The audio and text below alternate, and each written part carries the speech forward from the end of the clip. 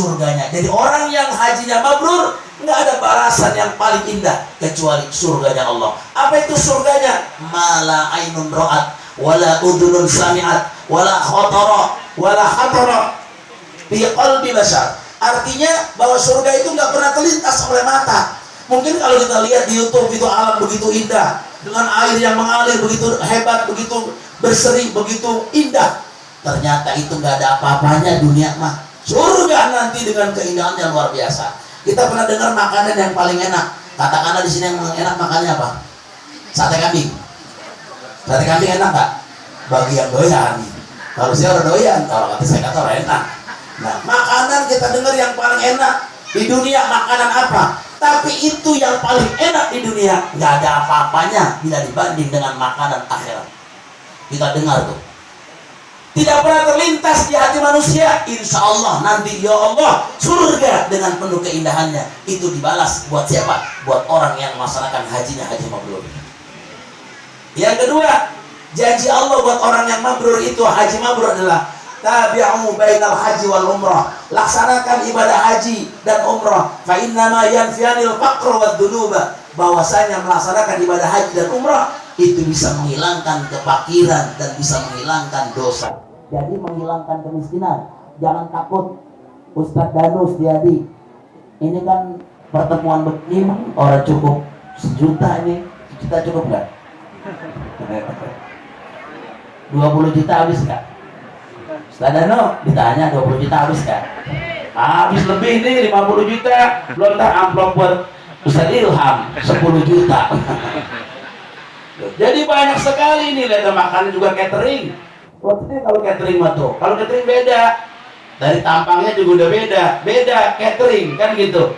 Nah itu juga nggak murah, itu mahal. Uang yang dikeluarkan untuk ibadah pasti Allah ganti, semakin gede dikeluarin semakin Allah ganti yang lebih besar lagi. Saya ngomong, waktu saya bincang-bincang mualim kayak Bu Nyamin, Haji Sobran umroh, iya. Di bintang berapa? Bintang 5. Sama, saya juga kalau umroh nggak pernah bintang 4, nggak pernah bintang 3, nggak pernah bintang 2, saya selalu bintang 5. Bahkan kalau ada di atas bintang 5, saya mau di atas bintang 5, kan kata dia begitu. Mana begitu mualim? Kata dia. Karena begini, semakin banyak ente keluarin duit, orang kan kalau bintang 5 itu kan berarti fasilitasnya lebih lengkap, ibadahnya lebih dekat ke Masjidil Haram. Kata dia begitu. Semakin gede ente keluarin tuh, semakin besar ente keluarin buat ibadah, maka pahalanya juga lebih gede. Allah ganti yang dikeluarkan juga lebih gede. Amin apa? Amin. Jadi sedangkan gak usah khawatir, Allah ganti. Fa innama yanfiyanil faqra wa dhunuba. Jadi kefakiran, kemiskinan besok pulang haji yang dikeluarkan begitu berpuluh-puluh juta. Belum lagi ntar belanja di sono buat keluarga banyak banget, keluarga besar. Ada yang beli jilbab, beli baju gamis ya kan? Banyak di sono. Ada yang beliin apa? Kodak-kodak yang buat bocah kecil tuh, yang asal kita pencet begitu, tahu-tahu Ka'bah, kita pencet lagi, tahu-tahu jadi Ismail. Ada nggak yang begitu? Ada yang pernah begitu? Pernah lihat begitu? Di mana? Dulu ada orang pulang haji kita yang mintanya gituan, film-filman ya kan? Iya. Itu emang udah kalau dikasih itu rasanya tuh kecil banget ya kan? Tapi kita lihat begitu kita keker, tahu keker? Atau satu kali aja tuh ketawa aja. Itu aja udah girang banget. Itu oleh-oleh.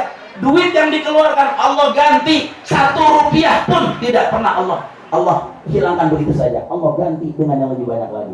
Belum lagi yang bianid dzunub, yaitu apa? Haji dan umrah Allah hapus segala dosa-dosanya. Siapapun yang punya dosa, walaupun dia pernah berjudi, dia pernah berzina, dia pernah musyrik, dia taubat kepada Allah Subhanahu wa taala, dia minta ampun di tanah Arafah, maka orang itu akan mendapatkan ampunan yang luar biasa. Seberapapun dosanya buih dalam lautan dosanya, tetap Allah ampuni. Selesai hukum di padang Arafah, maka selesai pula dosa kita. Kayaumin waladat raja'a min dzunubihi kayaumin waladatuhu ummuh. Dia kembali dari dosa-dosanya seperti bayi yang dari dalam kandungan ibunya.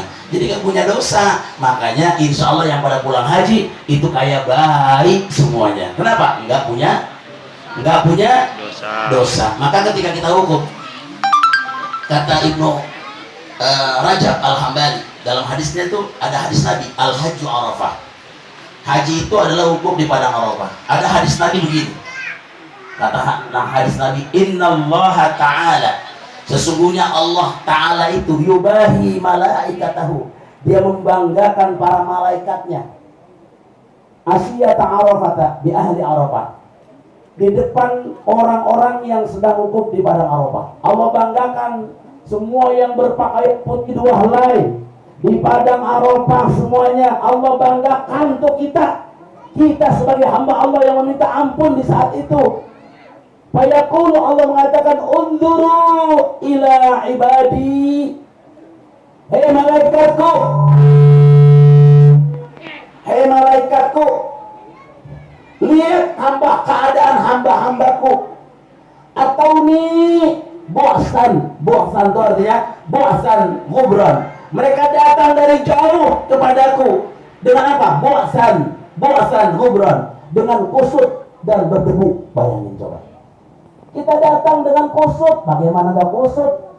Kita motong bulu di kita nggak boleh, kuku nggak boleh dipotong, betul nggak? Rambut biar tumbuh uban nggak boleh. Semuanya kita dilarang. Kusut kita nggak boleh pakai lipstick karena wangi. Pokoknya apa adanya. Kalau mau lihat yang mukanya apa adanya nanti pada saat hukum jelek-jelek banget manusia. Atau nih bosan, gubron, mereka datang kepadaku itu bosan dalam keadaan kusut, gubron dalam keadaan berdebu. Jadi ketika kita datang ke sana, tapi kita yang sedang wukuf di padang Arafah, kita semua dibanggakan oleh Allah di depan para malaikat-malaikatnya. Masya Allah, luar biasa. Makanya seberapapun dosa kita, ketika selesai wukuf habis semuanya. Kalau puasa kita diampuni dosa kita, belum juga selesai dosa kita, belum diampuni juga, masih ada satu, haji. Kalau haji, sebesar apapun dosa kita, diampuni segala dosa-dosa kita. Amin ya rabbal alamin. Amin ya rabbal alamin. Kemudian hadirin, pertanyaan berikutnya sebelum saya tutup. Pertanyaan berikutnya, apa ciri-ciri haji mabrur? Nah ini ciri-ciri haji mabrur, ya, menurut Abdullah Al-Khawas dikatakan bahwa min alamati qabulil hajil abdi, tanda-tanda diterimanya haji seorang hamba, annahu raja'a huwa, ketika dia kembali. Apa ciri-cirinya? Satu, ciri-ciri haji mabrur nih, kalau kita pengen tahu nih haji kita mabrur apa enggak, ukur sama hadis ini, ya. Apa katanya? Satu, mutakhalliqun bil akhlaqil muhammadiyah. Ciri-ciri haji mabrur, dia itu berakhlak dengan akhlak Rasulullah Shallallahu Alaihi Wasallam. Jadi kalau ada orang yang mungkin sebelum berangkat haji akhlaknya bejat, akhlaknya buruk, sering cemberut, sering emosi, sering marah-marah, tapi pas begitu pulang haji pendiam, ngomong juga yang perlu-perlu aja, tegur sapa kepada tetangga, baik sama tetangga, baik sama keluarga, baik sama masyarakat, bahkan nyampur sama masyarakat. Sebelum berangkat haji nggak mau ngaji, udah pulang haji ngajinya di mana wae, nyampur. Ini namanya orang yang punya akhlaknya dengan akhlak Rasulullah Shallallahu Alaihi Wasallam. Orang yang seperti ini bisa ditolak ukur bahwa ini hajinya haji mabrur. Tapi kalau ada haji pulang haji, bahkan setelah pulang haji mainnya di apa? Mainnya di mana? Mainnya di klub malam. Wah, tiap malam dia bergaulnya sama orang-orang klub malam tuh, diskotik, mainnya di situ terus, ya kan? Ketegarotan terus. Tapi udah bukan Tegarotan sekarang, apa? Kampung Sawah sana ya?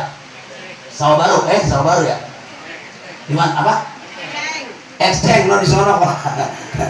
Ke sono mulu.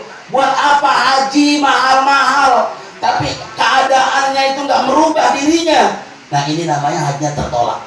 Maka dalam kitab Imam Nawawi dalam kitab Al-Idhah mengatakan bahwa ciri haji mabrur, apa mabrur itu dikatakan diambil kata al-bir, al-mabrur ay al-qabul. Jadi mabrur itu adalah diterimanya ibadah hajinya sehingga bisa merubah yang akhlaknya tadinya kurang bagus menjadi orang yang berakhlak dengan akhlak Rasulullah Shallallahu Alaihi Wasallam. Itu ukuran pertama. Ukuran yang kedua, la yakadu yaqau fi dambi, la yakadu yaqau fi dambin. Artinya apa? Bahwa orang yang hajinya mabrur maka orang itu dia tidak ada terjatuh, tidak terjatuh dalam dosa. Jadi kalau bahasa saya, orang yang hajinya mabrur itu dia udah nggak mau melaksanakan maksiat. Ama maksiat jauh, ama kebaikan dia tiap hari melaksanakan kebaikan. Pagi duha nggak pernah ditinggal, jamaah di maghrib, di sholat zuhur, asar, maghrib, isya, subuh selalu di masjid. Kayak kita di Madinah kan ngejar arba'in tuh besok. Kalau arba'in pasti kita kalau namanya udah azan lari sekencang-kencangnya. Jangan karena takut nggak dapet arba'in. Kalau bisa di Indonesia begitu, ketika mendengar Allahu Akbar, Allahu Akbar, lari sekencang-kencangnya kamu sholat. Bisa begitu? Bisa begitu? Janji? Ayo janji. Hei jawab janji. Pas dengar adzan langsung lari. Kemana? Sumur. Tempat tidur.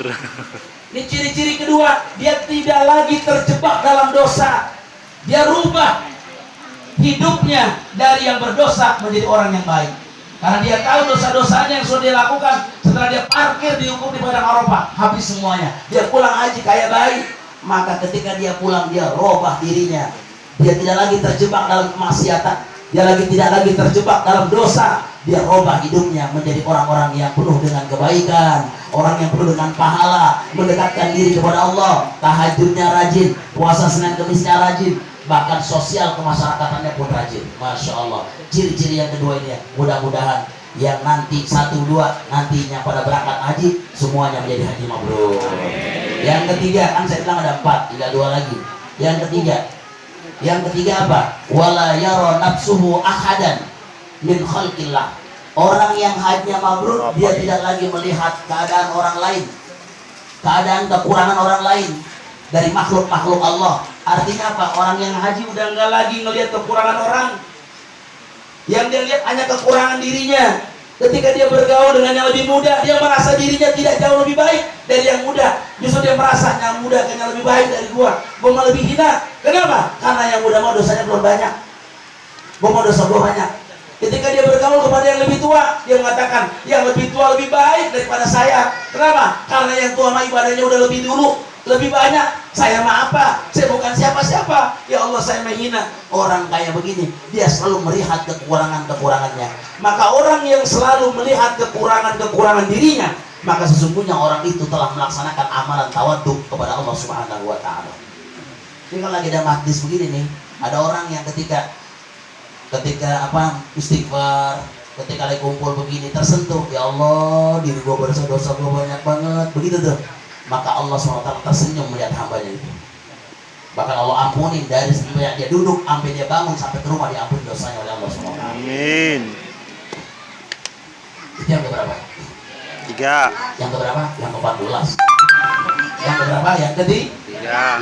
Yang terakhir. Jadi jangan sampai ngelihat kekurangan orang. Ya kan, semut di seberang lautan jelas kelihatan. Gajah di pelupuk mata tidak kelihatan. Tiap hari ngomongin orang mulu gibah. Maka itu jangan dilakukan. Orang haji udah jangan ngomongin orang. Pulang haji lebih baik hidupnya. Yang terakhir, wala yuzahimu ala syai'in min umuri dunya hatta yamuta. Orang haji itu dia selalu, haji mabrur itu dia selalu tidak melihat dunia itu lebih baik sampai dia mati. Artinya dia melihat dunia itu lebih rendah daripada akhirat. Akhirat lebih mulia daripada dunia. Maka dia punya duit banyak, dia nggak bangga. Justru duit yang dia punya sebagai sarana dia untuk menuju ke surga. Dia amalin, dia sedekahin, dia gaji itu orang, dia bayar, gajinya lain, dikasih juga lain. Dia kumpulin kiai-kiai. Dia tahu duit yang gua punya ini cuma sarana gua masuk surga. Dia kumpulin ustaz-ustaz, kiai-kiai dia kumpulin. Dia sedekahin semuanya, hartanya dia sebagian dia sedekahin. Dia kasih sarung. Ustaz kan kalau kiai dikasih sarung BHS seneng nggak? Buat apa? Buat disko. Buat apa? Buat sholat. Dikasih BHS, kayak salah dikasih BHS misalnya, seneng banget. Buat khotib. Lah kalau ustaz makanya wadimor. Terus aja orang tampilan kesian. Betul nggak? Kasih ustaz-ustaz kalau mau hadiahin yang BHS. Juta. Ya Allah, gua kesian banget lihat Ustaz, mana pakaian kumuh banget. Pakaian katanya apa? Atlas. Atlasnya udah yang atlas yang murah, kan kesian. Tapi orang punya harta yang kayak gitu, dia sadar yang dia miliki gak akan dia bawa ke negeri akhirat, semuanya ditinggal, hanya amal perbuatan. Maka dia punya rezeki, dia sumbang ke ustaz-ustaz. Yang kurang punya, dia kasih kain, dia kasih sarung, dia kasih baju, dia kasih duit. Pulang tuh ustaz ngomong, ya Allah, alhamdulillah si Fulan sedekah sama saya, dibacain Fatihah. Bukan sekali, 3 kali balik ke Fatihah dibacain. Maka insya Allah berkah rezekinya bukan makin berkurang, tapi makin bertambah rezekinya. Amin.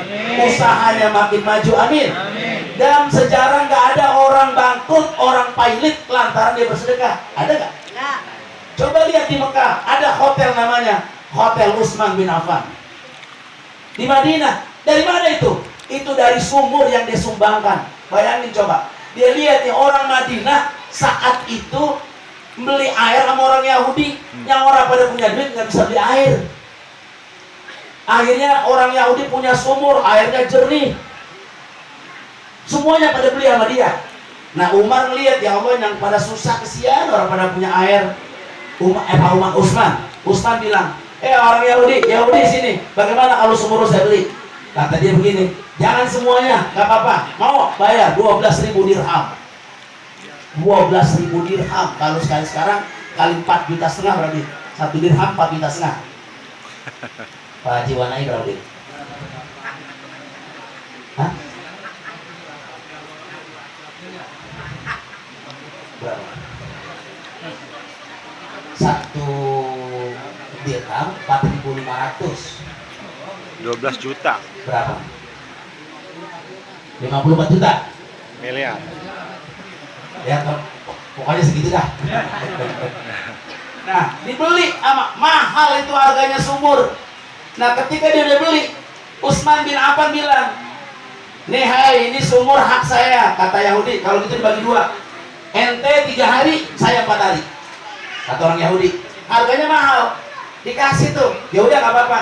Giliran, jadi Senin milik orang Yahudi, Selasa milik Utsman. Tuh,